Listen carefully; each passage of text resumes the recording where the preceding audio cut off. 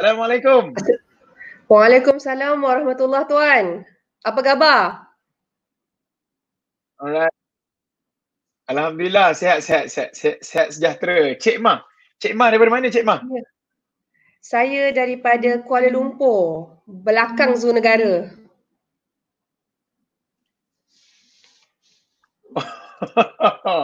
Belakang Zoo Negara Alhamdulillah. Ya, Tuan. Saya baru balik daripada Kuala Lumpur.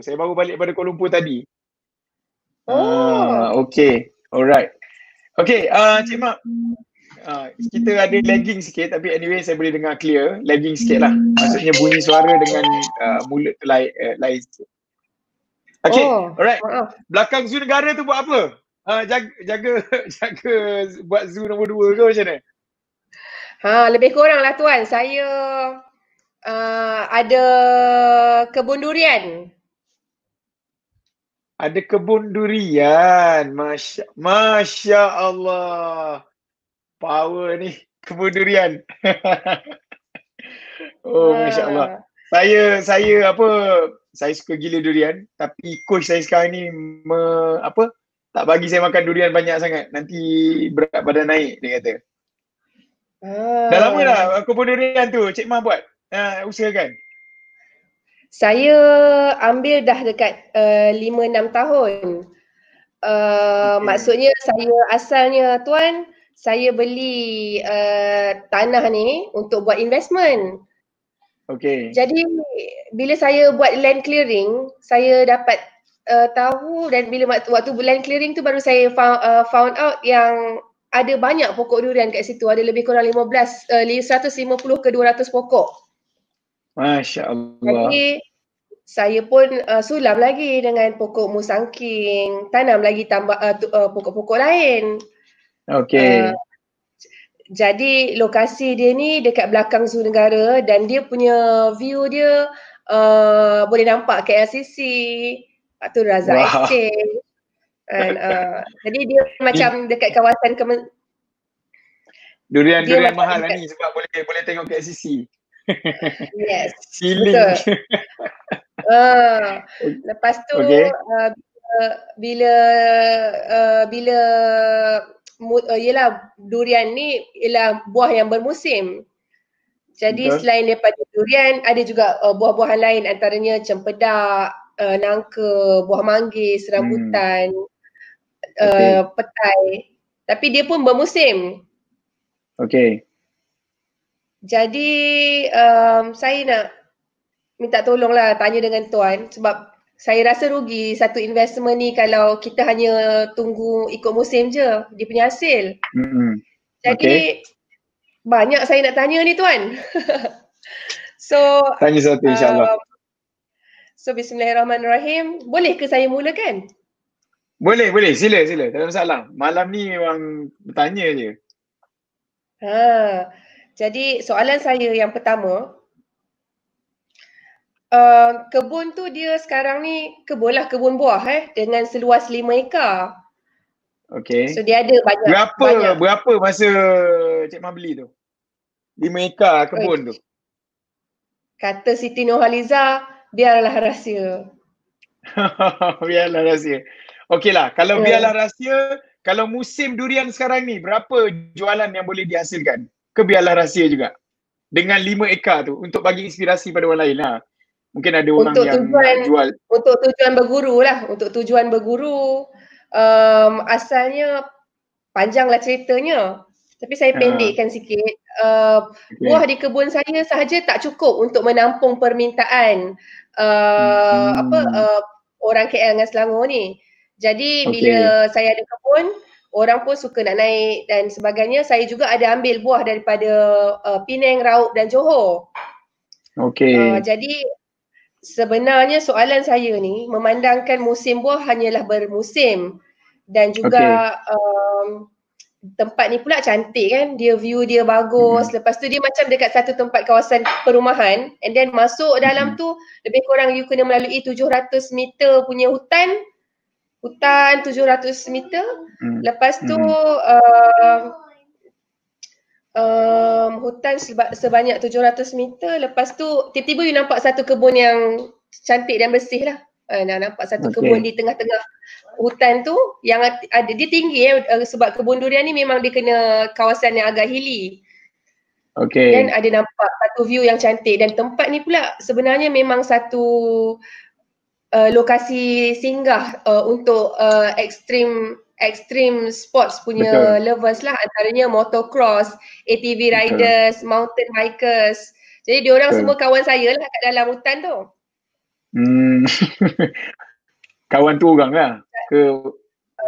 Kawan lah, manusia. Yang tak orang pun ada kan. Masya Allah. Yang tak, kita kan macam-macam kan. Saya biasa pergi belakang tu. Hari tu ada saya dengan tim Fanibo naik ATV dekat belakang tu, Kebensah tu kan. Memang kena lalu kebun saya. Normally dia orang akan singgah lah dekat kebun saya tu. Saya punya peak yang nampak KLCC tu kebun saya lah tu. Bukan kebun saya lah, kebun bank lah. Kebun bank. Kebun bank. Jadi sekarang bila kita beli sebagai satu investment, jadi soalan saya, dengan kekuatan-kekuatan ataupun keindahan yang Allah bagi pada kebun tu, macam mana saya nak brandkan tempat tu untuk nak create income? Soalan saya yang pertama. Macam mana nak brandkan tempat tu untuk dapat income? Maksudnya nak suruh orang datang lah. Dia nak jadi kebun ke? Nak jadi ecotourism spot ke? Macam tu. Kalau kebun dia jadi bermusim, betul tak? Betul. So kalau kebun tu dia jadi bermusim, so bila bermusim ni tapi bila kita buat branding, kalau bermusim kita akan ada problem juga. Boleh dibuat tapi akan ada problem. Tapi kalau musim dia panjang tak ada masalah. Saya ambil contoh. Tourism dekat Pulau Perhentian. Pulau Perhentian bulan berapa dah kena tutup. Dia kata saya 4 bulan dia kena tutup. Jadi dia tak buat apa-apa. So ni kalau tak silap saya 4 bulan dia kena tutup, maksudnya dalam setahun dia boleh operate dalam 8 bulan sahaja. So dalam 8 bulan tu dia kena buat duit gila-gila. Alright? Baik. So kalau ini prinsip saya lah bila saya buat bisnes. Dia kalau kita buat something yang bermusim, kita susah sikit nak scale up. Kita susah sebab kita pada peringkat awal kita perlukan cash, especially bila kita bisnes kecil. Alright, kita baru nak start. Bila nak start, dia sangat penting untuk seboleh-boleh ada daily cash. Sebab kalau kita ada sustainable income, kita akan ada peace of mind. Bila kita ada peace of mind, betul tak? Bila kita ada peace of mind, kita boleh berfikir tu clear. Betul. Okay? So it's very important. So kalau bisnes kita ni sifat dia macam ada musim, nanti kita masa musim tu kita happy lah. Happy dekat ujung tu kita dah kejap lagi habis ni, nak buat apa ni? Faham tak? Ya, memang betul. Dah rasa dah sekarang. Dah rasa lah. Jadi sekarang ni pula bila kan kebetulan kan PKP kan, jadi ramai orang kena dulu perintah berkurung. Jadi sekarang ni bila dah habis perintah berkurung ni kan, perintah kawalan pergerakan dah habis, PKP dah habis, PKPB dah habis, saya punya kebun pun ramai orang request nak datang tuan. Jadi bila orang request ramai nak datang kebun, saya jadi macam, kita macam host kan, tapi kita tak ready tau orang nak datang rumah kita. Kita rasa macam nak kena standby dia orang punya pengangkutan pula. Orang tak faham kita nak datang sana bukannya senang, jalan kaki je 15 minit. Kena naik 4x4 pula. Tak pun ATV baru boleh sampai. Kereta biasa memang tak boleh lah. Lepas tu saya nak sediakan, dia bagi saya banyak challenge, antaranya transportation, facility. Jadi facility pula semenjak orang nak datang kebun ni, baru saya start buat toilet. Dulu tak ada toilet tuan. Baru tak ada toilet. Dulu nature style. Nature style tuan. Yes, tak ada toilet. So sebab dia memang tak ada kebun orang lain. Dia memang 700 meter, 800 meter you masuk dalam macam kawasan forest, hutan. Tiba-tiba baru tempat saya tu bersih dan clear lah. Dengan ada view yang awesome lah tuan kan. Okay, tak apa. Cik Mah macam ni. Sekarang ni, I know dalam kepala otak Cik Mah sekarang nak buat bisnes macam eco-tourism. Okay. Cuma, kita ambil satu prinsip Sime Darby punya style. Okay. Bila kita nak do business, kita belajar daripada, kita tak, okay, yang live dengan saya, yang sedang tengok live coaching ni, anda tulis this point, alright? This point ni saya belajar daripada seorang yang sangat luas dia punya pengalaman. If I'm not mistaken, dia bersama dengan Sime Darby for almost 15 years. Dia berada dalam Sime Darby. If I'm not mistaken, dia top management dekat Sime Darby, and then dia juga adalah orang yang dia macam di dalam persatuan untuk bank-bank Malaysia. So dia sangat faham tentang konsep ni. So bila saya duduk dengan dia, saya discuss, saya tanya apa rahsia Sime Darby jadi billion punya bisnes. Apa rahsia dia? Sebab my fokus sekarang ni, saya punya fokus kat Funny Evo sekarang adalah, alhamdulillah lah kita dah lahirkan a few millionaires kan. Target tahun ni pun untuk lahirkan 100 jutawan, dan alhamdulillah dah ada orang yang dah buat berjuta sebulan. So our next target adalah untuk bring them untuk capai billion punya bisnes pula. So that's why saya pergi my circle sekarang ni, saya cari circle-circle yang billion. InsyaAllah lah dengan izin Allah, kalau Cik Mah bersama dekat circle Funny Evo, in fact contoh ini circle ke, kita tahu how to make millions and sustain. But then untuk pergi billion, we need to ada nasihat orang yang dah pun buat billion lah. So apa yang beliau bagi tahu kepada saya is very dia panggil useful tips. Dia kata Sime Darby tidak akan buat business kalau dia tidak boleh dapat keuntungan minimum 20%. 20% mesti dapat. Alright? Kenapa minimum kena dapat 20%? Kalau kita boleh dapat 100% is good. Alright? Business tu bagus. Pertama, saya bagi tahu pada Cik Mah tadi, point pertama adalah kalau benda tu adalah bermusim, then you have a problem. So make sure business eco-tourism tu cipta sesuatu yang tidak bermusim. Orang datang tu reason dia bukan nak datang makan durian je, untuk naik atau tengok view. Berkelah untuk tengok view contoh. So sambil duduk dengan anak-anak tengok view KLCC di dalam hutan contoh. You create something yang tidak ada ni, tapi dia ada value added yang mana ada durian. Musim durian makan durian, musim lain makan cepedak kan. Nombor dua adalah make sure profit yang Cik Mah buat itu minimum 20%. Kenapa 20%? 20% tu adalah gross profit. Dia tak tolak everything lagi. According to my cikgu, kenapa 20%? Dia tengok 20%. Sebab gross profit 20%. Bila kita tolak tu sikit, ni sikit, at the end of the day, we are looking at only yang betul-betul pure profit adalah 5% only. Betul. 5% only pure profit. That's why, apa sahaja business model yang Cik Mah nak buat untuk fully utilize your land sekarang ni, cuba fikir, jangan fikir dulu bahagian nak sediakan transportation.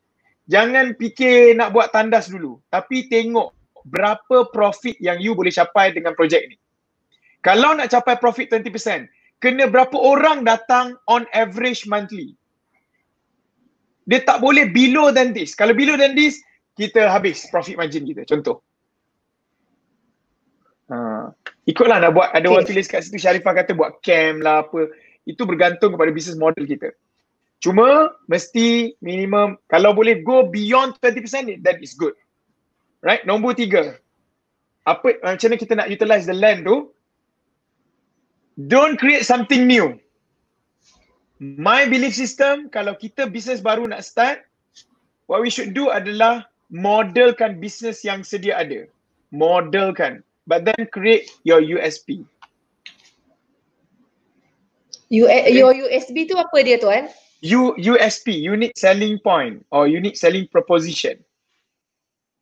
Contoh, orang dah buat ecotourism dekat area Kemensah, betul tak? Yes, betul. Jadi apa orang lain main ATV, kita takkanlah main ATV juga. Nanti orang akan compare harga, price war. Kita takkan menang contoh. Ataupun kita nak beli ATV lagi banyak modal yang kita perlu keluarkan.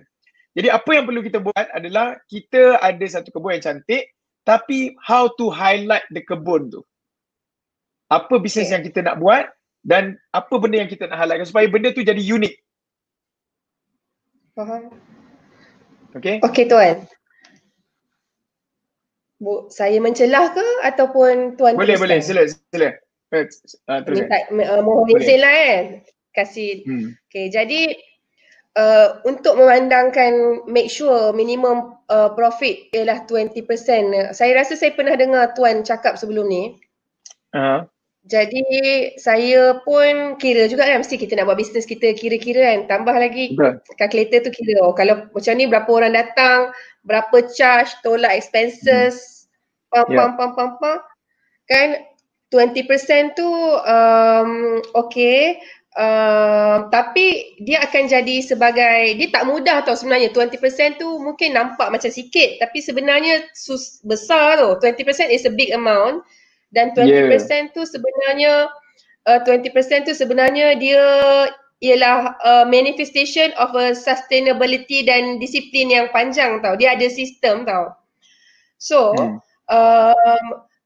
sekarang ni ada beberapa pihak yang contohnya dia datang, dia bagi tahu saya dia nak buat abseiling, flying fox macam dekat Danau Toba yang ada basikal naik atas atas flying fox tu, and then ada buayan cinta macam dekat Bali tu, and then ada bird nest kan, ada macam big bird nest yang viral tu. So ada orang so basically point, ada orang pula nak datang untuk nak camping sebab dia kata tempat saya ni ada sebahagiannya puncak, dan puncak ni view dia dahsyat lah, keras lah dia orang kata kan. View dia ni lain macam. Jadi dia orang geram dengan view ni. Saya kena pergi tu Cik Mah.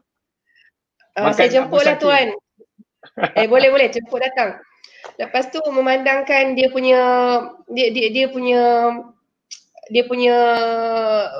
entah, mungkin ada orang, mungkin saya tak nampak sebelum ni Tuan, tapi semenjak PKP ni jadi saya jadi ternampak pula dengan kebun sendiri ni. Jadi bila orang dah datang nak propose macam tu macam ni, jadi saya duk fikir macam mana saya nak JV dan collaborate dan attract atau player yang lebih kuat daripada saya. Macam saya sendiri mungkin kapasiti saya ni sangat limited dan sangat limited lah Tuan kan. Memang tak power lah nak buat benda-benda macam ni semua. So tapi macam mana saya nak gunakan kudrat dan akal yang Allah Ta'ala bagi ni untuk nak JV dan collaborate dengan player yang awesome supaya dia boleh benefit this place untuk manfaatkan dan buka peluang pekerjaan kepada ramai orang, especially sebab kebun saya ni belakang dia tu dia dah tak ada tau, dia dah reserve forest UNESCO. Lepas tu saya pula berjiran dengan orang asli.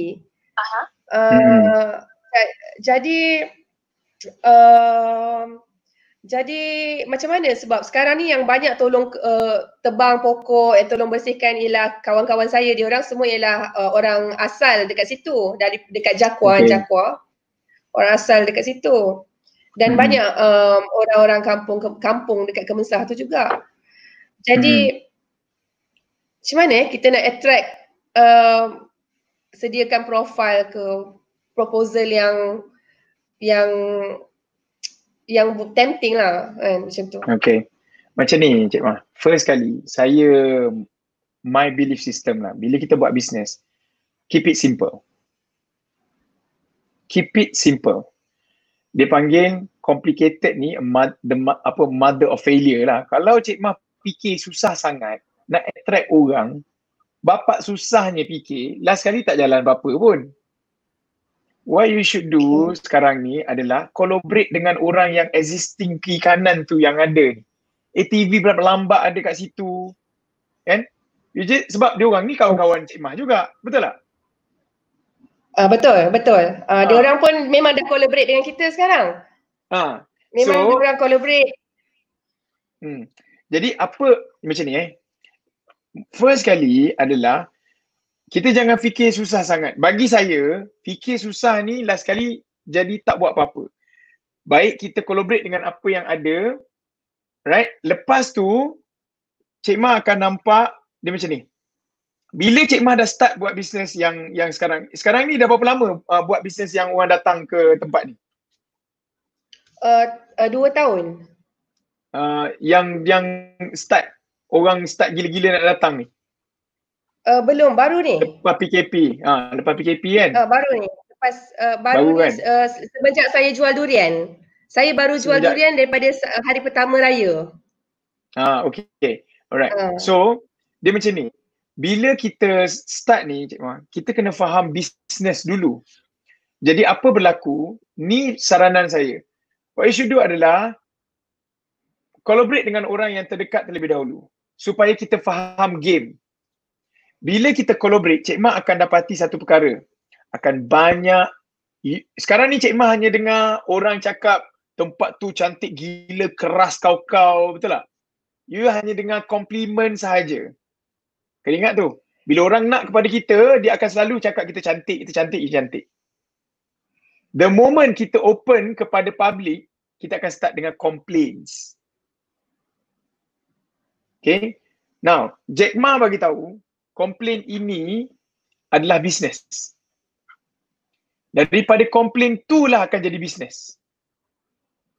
Orang yang boleh selesaikan komplain, orang tu akan jadi orang kaya. Okay. So, sekarang ni Cik Mah rasa tempat you cantik. Tapi apa masalah Cik Mah selesaikan sekarang? Cik Mah tak tahu. Cik Mah rasa ada tempat cantik je sekarang. Most probably. Tapi apa masalah yang diselesaikan sekarang? Itu saya nak jual. Saya cakap lah cantik. Sebenarnya susah tuan tempat saya tu. Kan dengan kawasan hilly dia.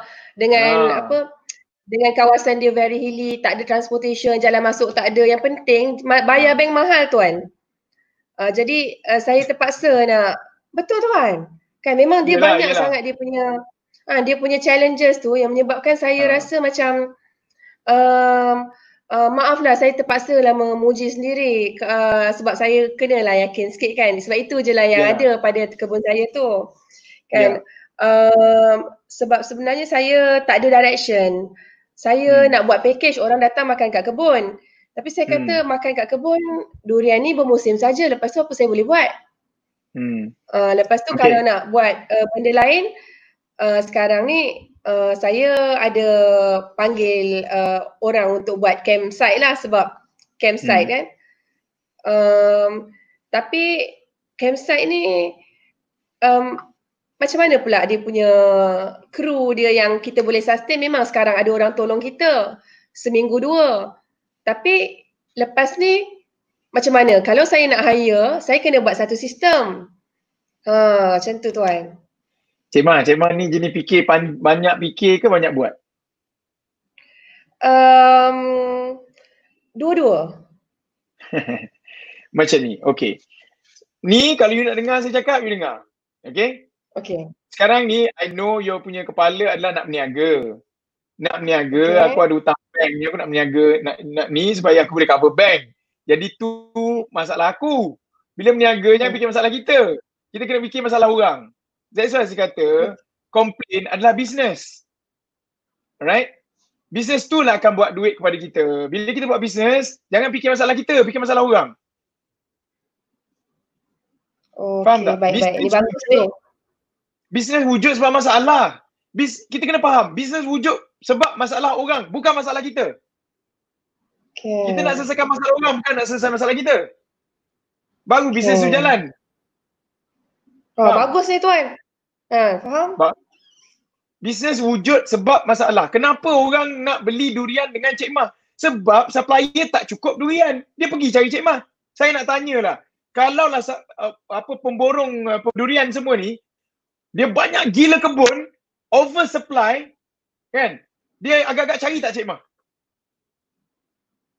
Dia tak carilah sebab dia ada masalah, tak cukup durian. Sebab tu dia, tak apalah kau duduk mana, kau hutan mana, hilir mana, aku carilah kau. Yang penting aku ada durian nak pergi jual. Kalau dia tak ada masalah tu, dia tak cari Cik Mahnya. Tak adanya orang nak pergi kebun tu. Betul. So sekarang ni bisnes wujud sebab masalah.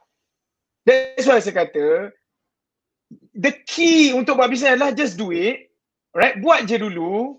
Contoh, katakanlah Cik Mah panggil senarai kan. Okay, camping site, apa benda lagi orang boleh buat.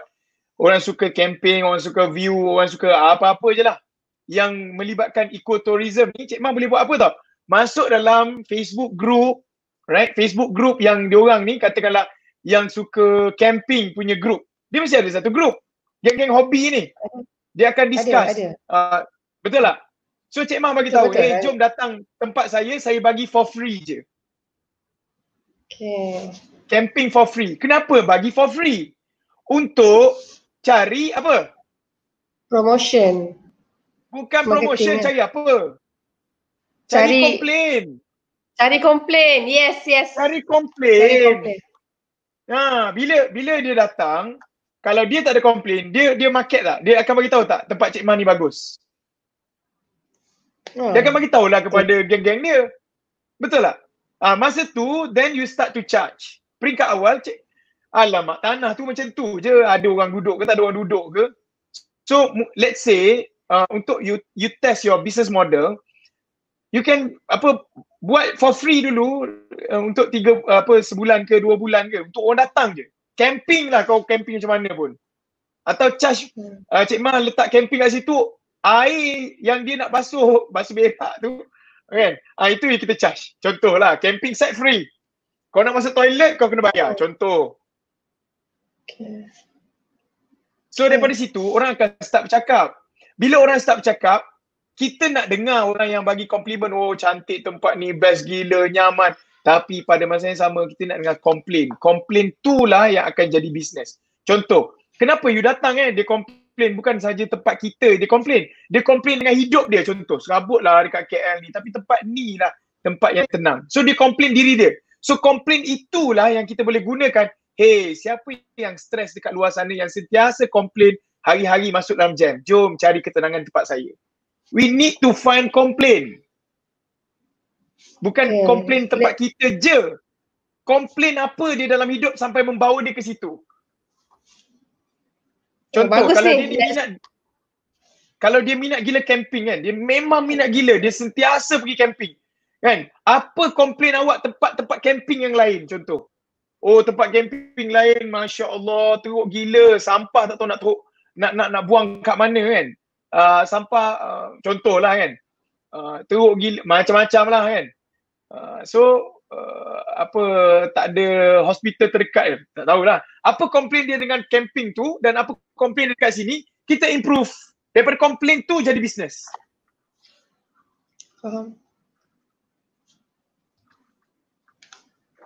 Faham tak? Cari yang relate dengan ecotourism kan.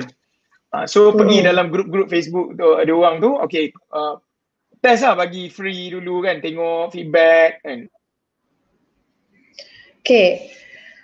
Tuan, saya nak tanya. Kalau katalah kita buat aktiviti macam yang menjurus kepada ecotourism kalau orang datang tempat kita tu kan. So sekarang ni dia ialah kebun tau. Jadi, macam mana saya nak branding dia? Adakah saya patut maintain nama ke ataupun cipta satu nama buat papan signboard ke? Macam mana tuan? Branding ni begini. Okay, siapa yang live dengan saya, ramai orang silap bila branding ni mesti ada logo. Logo cantik, ada billboard. Itu betul, tetapi kita kena faham branding ni is about value. Apa orang rasa dengan brand tu. Okay, Cik Mah, saya tanya, Asia, apa rasa bila saya sebut Asia? Apa kepala otak tu terfikir? Tony Fernandez kahwin muda. tak. Bukan. Bukan. Murah. Kahwin dengan Korea. Ni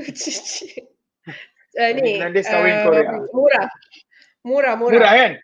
Okay, saya nak tanya, ada tak bila saya sebut Asia terbayang logo dia senyit macam tu, tulisan macam tu, ada tak? Tak ada, tapi merah putih lah. Tapi kita rasa bila keluar je Asia, teringat Tony Fernandez kahwin muda, kahwin Korea kan. Sebab apa? Itu feeling. Faham tak? Lepas tu ada Final Evo pun. Itu emosi. Itu emosi Cik Mah dengan Asia. Faham tak? So, when we talk about brand, apa emosi kita terhadap brand itu? Okay? Alright. So, saya ambil satu case study. Jadi kalau Tak apa, it's okay, no problem. Saya pun selalu tengok juga macam, dia kahwin Korea asyik kan. Okay, apa dah cakap. Okay, ada satu Cik Mah pernah pergi Kota Baru ke? Pernah pergi Kota Baru? Kelantan. Pernah. Kota Baru ni ada satu tempat dipanggil Kopitiam Kita. Alright, siapa yang orang Kota Baru ada tak? Orang Kota Baru kat sini yang sedang live, cuba komen kat bawah. Kopitiam Kita kan. Kopitiam Kita ni saya pun tak kenal, tapi wife saya yang kata, jom pergi Kopitiam Kita. Bila saya pergi Kopitiam Kita, kedai dia memang buruk gila. Kedai dia bukan tepi jalan, kedai dia jauh ke dalam, bukan tepi jalan, dia kena masuk dalam sikit, parking susah gila. Alright, kedai dia pun kedai biasa, kedai buruk je, tapi setiap hari orang penuh dan kena tunggu untuk duduk. Dan Kopitiam Kita ni, dia tak ada masak sendiri pun pagi. Dia letak nasi bungkus yang dia pergi ambil tempat lain, letak. Itu je. Orang datang, dia hanya serve air. Right? Dan dia adalah satu, dia panggil roti titap. Tapi kenapa ramai gila orang? Salah satu dia adalah, bila orang pergi ke situ, dia feeling dia luar biasa. Kenapa feeling dia luar biasa? Dia panggil, salah satu strategi yang mereka guna adalah association branding. Cuba tulis siapa yang live dengan saya. Right, siapa tengok video ni, dia panggil brand association. Bila masuk branding. Ya, brand association. Bila masuk ke dalam Kopitiam Kita, waktu kita nak ambil makanan tu, dekat dinding dia penuh dengan gambar-gambar artis yang datang ke Kopitiam Kita. Penuh dengan gambar-gambar menteri, orang kenamaan. Gambar paling besar Siti Nurhaliza. Jadi masa kita tengah nak makan, kita akan rasa macam, kedai ni mesti famous gila sebab semua ramai orang yang famous datang sini. Kedai tu tak cantik pun, tapi sebab ada gambar-gambar tu menyebabkan apa? Menyebabkan orang rasa kedai ni bagus. Faham? Jadi sekarang ni, macam mana Cik Mah nak tahu ataupun how to grow your brand adalah dengan associatekan feeling orang terhadap tempat tu. Saya bagi satu contoh. Dalam crowd geng-geng ekotourism ni, siapa yang ada influence yang boleh tarik orang lain datang? Artis, iaitu Insta famous. Instagram. Tak semestinya, tapi mungkin ada orang yang Insta famous yang mungkin selalu pergi hiking ke atau pergi tempat camping ke kan. Alright. So, Cik Mah cari orang ni, invite dia datang dan dia buat review. Tuan Fadi, saya nak jemput Tuan Fadi datang lah nanti dengan tim. Dan juga saya akan cari orang ni jugalah. Saya akan cari orang ni jugalah. InsyaAllah. So, apa berlaku? Cik Mah, saya nak tanya, pernah pergi mana-mana shopping mall tak? Ya. Pernah pergi mana-mana shopping mall kan? Okay. Bila kita pergi shopping mall ni sebenarnya, bila dia nak attract orang datang, dia nak attract orang buka kedai dekat shopping mall, dia akan attract tenant yang akan jadi crowd puller. Saya bagi contoh macam ni. Dia ada satu term, nama apa dah term tu saya lupa. Allahumma salli ala Muhammad. Okay, dulu ada macam ni.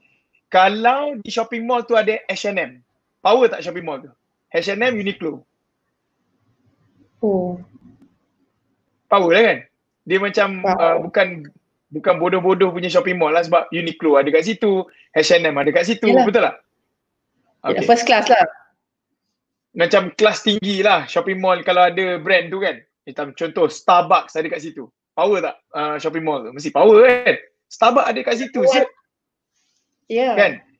So sebenarnya right? Okay. Thank you so much. Saya punya team ada anchor tenant. Dia panggil anchor tenant.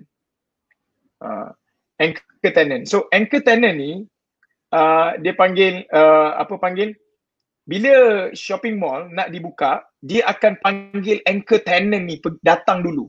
Faham tak? Contoh, dia pergi jumpa H&M, dia pergi jumpa Starbucks, dia jumpa Uniqlo, dia convince dia orang untuk masuk di dalam shopping mall baru yang dia nak buka. Faham? So bila dia orang ni bersetuju untuk buka kedai di dalam shopping mall tu, dia adalah anchor tenant ni. So shopping mall ni akan jumpa dengan brand-brand kecil yang tak tahu nama apa ni. Dia akan bagi tahu, hey, Uniqlo pernah datang, akan buka kat sini tau. Starbucks buka kat sini tau. Takkanlah kau tak nak buka. Faham tak? Itu dipanggil anchor tenant. Saya ada seorang dulu HR manager yang kerja di Funny Evo. Beliau adalah bekas HR manager Mr. DIY. Dan dia masuk ke dalam Funny Evo lepas tu lah. Kerja dekat Funny Evo. Dia bagi tahu dulu Mr. DIY merayu-rayu untuk masuk ke dalam shopping mall. Tolonglah kan. Shopping mall tak terima. Kau ni siapa, brand kau orang tak kenal kan. Kita dahulukan brand yang orang kenal. Tapi sekarang ni shopping mall merayu-rayu untuk Mr. DIY masuk dalam shopping mall sebelum orang lain masuk. Sebab bila Mr. DIY ada di dalam mall tu dipanggil sebagai anchor tenant, dia akan tarik orang lain datang juga. Dia akan tarik peniaga lain dan dia juga akan tarik customer datang ke shopping mall tu. Faham? Right? So dalam case Cik Mah sekarang ni, what you should do adalah you need to find anchor punya crowd puller. Dia buat review kan. That's it. You can in fact pay them to come. Bukan bagi free, pay them to come. Bayar dia untuk datang. Dia bercuti tempat kita, dah lah kita sediakan semua, kita bayar dia pula datang. Sebab apa? Review dia yang mahal.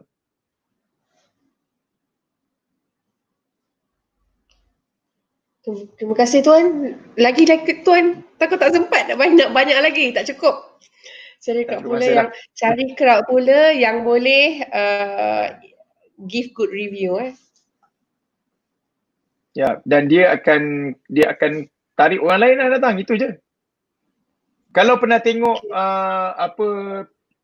movie Perancis Perancis ke dekat US sana lah. Dia akan ada orang yang sangat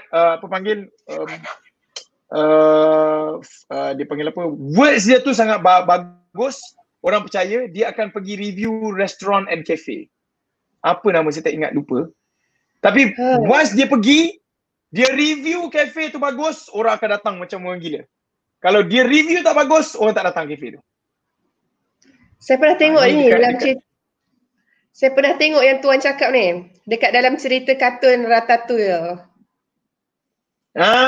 Betul Ratatouille lah, betul. Cerita tu. Itu Perancis kan. So review tu akan menyebabkan orang datang. Itu namanya anchor. Dia akan anchorkan orang untuk datang. Michelin, betul. Thank you yang sedang tengok. Michelin. Ada dia tulis. Michelin star. Okay. Tuan, saya asyik cakap pasal saya je. Nak tanya Tuan sikit boleh tak? Bukan senang ni nak jumpa dengan guru bisnes yang hebat ni. Zaman saya dulu, bisnes, waktu saya start up bisnes sebelum ni, kan saya sebelum ni saya ada satu syarikat. Syarikat tu dah 7 tahun dah umur dia. Okay. Jadi waktu mula-mula dulu, saya tak ada cikgu tau, tak ada guru kan. Jadi sekarang ni saya banyak start daripada tahun lepas kan. Yelah bila kita jatuh tu, kita banyaklah cari guru-guru, cari cikgu kan. Mungkin sebelum ni saya tak sedar. Tapi dalam banyak-banyak guru lah yang saya tengok kan, Tuan Fahdi ni adalah seorang yang banyak memberi manfaat lah kot kepada orang. Saya selalu follow Tuan. Pagi-pagi sambil saya siapkan anak-anak, siapkan diri saya nak pergi kerja. Saya akan on YouTube tu, kadang Bluetooth kan. Saya dengar je. Jadi saya nak ambil peluang ni untuk terima kasih Tuan. Keep on inspiring Tuan. InsyaAllah. Kita hidup ni tak lama. So kita bagi manfaat mana kita boleh lah, insyaAllah. Tapi semua tu Allah bagi. Hidup ke, mati ke, bagi idea, semua tu Allah yang mudahkan. Kadang bukan sebab saya nak cakap, tapi sebab kebaikan Cik Mah buat, kebaikan orang lain buat. Jadi Allah mudahkan untuk kita jumpa dan Allah mudahkan untuk ilmu tu datang. Itu je. InsyaAllah. Okay? Alright? Baik. Hopefully one day saya boleh pergi makan durian dekat Musang King dekat kebun. Boleh Tuan. InsyaAllah. Anytime. InsyaAllah. Berguru ke Padang Datar. ibarat apa? Rusa, apa ibarat bunga kembang tak jadi berguru kepalang ajar. Macam mana ada puisi serawangan lah. Itulah, tak ingat puisi. Alright, tapi anyway insyaAllah hopefully boleh menjawab so far lah, hopefully dalam masa kita dah 40 minit bersama dengan Cik Mas saja, kita ada seorang lagi. Hopefully boleh jawab lah soalan yang ada terbuku di hati tu.